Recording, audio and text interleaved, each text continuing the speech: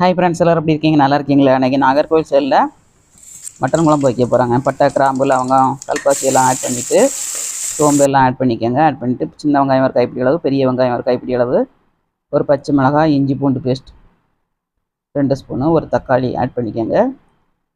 Readymade masala 100 gram add பண்ணியிருக்கேன். மஞ்சள் தூள் அரை டீஸ்பூன், மல்லித்தூள் ஒரு 2 ஸ்பூன் ஆட் பண்ணியிருக்கேங்க. ஆட் பண்ணி நல்லா ஃப்ரை பண்ணிவிட்டு மட்டனையும் ஆட் பண்ணி உப்பு போட்டு ஃப்ரை பண்ணி கொஞ்சோண்டு தண்ணி விட்டு நம்ம 5 விசில் போட்டு அவிச்சு எடுத்துக்கிட்டோங்க.